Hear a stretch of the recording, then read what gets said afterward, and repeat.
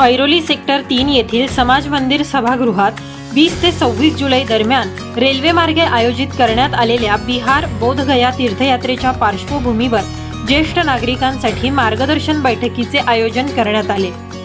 शिवसेना गटनेते मनोज हळदणकर यांच्या माध्यमातून आयोजित या तीर्थयात्रेबाबत उपस्थित महिला व पुरुष ज्येष्ठ नागरिकांना प्रवासाचे नियोजन, आवश्यक कागदपत्रे, सुरक्षितता तसेच तीर्थस्थळांविषयी सविस्तर माहिती देण्यात आली। यावेळी ज्येष्ठ महिलांसाठी बोधगया तीर्थयात्रेसाठी साडी वाटप करण्यात आल्या, तर ज्येष्ठ पुरुषांसाठी कुर्ता पायजमाचे वाटप करण्यात आले। या बैठकीला मोठ्या संख्येने ज्येष्ठ नागरिकांनी उपस्थिती दर्शवली। उपस्थितांनी या उपक्रमाचे स्वागत करत आयोजकांचे आभार मानले। तसेच उपस्थितांसाठी अल्पोपहाराचे आयोजन करण्यात आले होते। या प्रसंगी पदाधिकारी व कार्यकर्ते देखील उपस्थित होते। यावेळी ऐरोली वार्ताला दिलेल्या प्रतिक्रिया।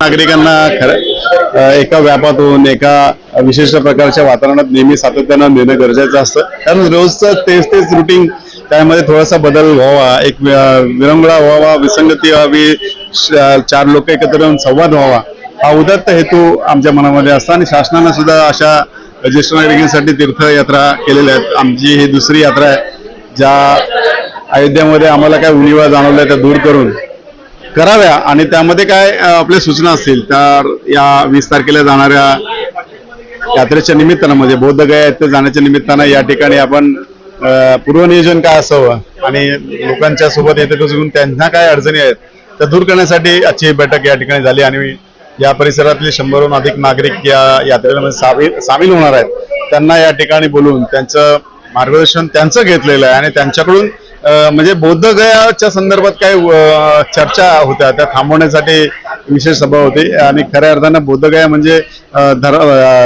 एकाच विशिष्ट धर्माकरता आहे का, तर ही सगळ्यात मोठी अडचण आम्ही या ठिकाणी त्यांच्या मनामधला असलेला गैरसमज दूर केला।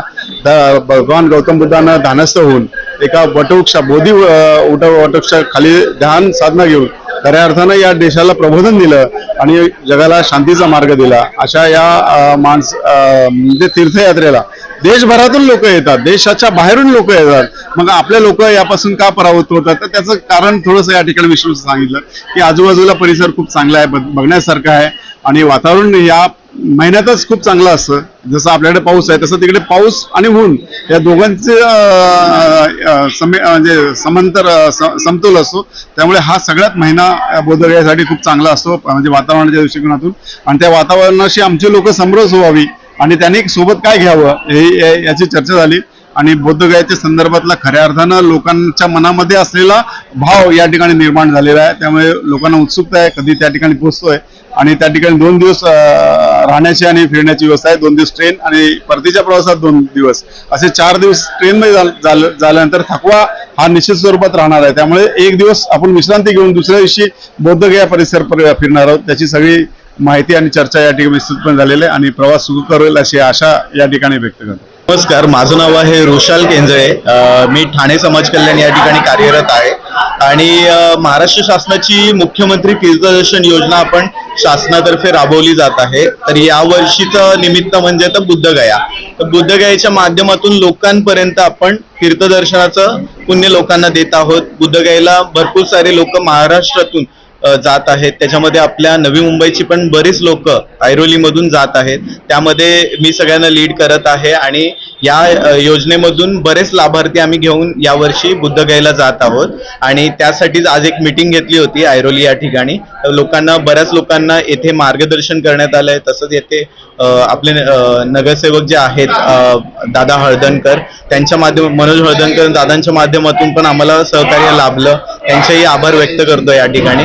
आणि बऱ्याच लोकांना आम्ही बुद्धगयेसाठी वेगवेगळं मार्गदर्शन करून आजची मीटिंग मध्ये बऱ्याच इन्स्ट्रक्शन त्यांना दिलेले आहेत आणि पुढील वाटचालीसाठी आम्ही सर्वजण त्यांच्यासोबत आहोत आणि ही बुद्धगयाची ट्रिप आहे शासनातर्फे राबवलेली ही व्यवस्थितरित्या आम्ही पार पाडू.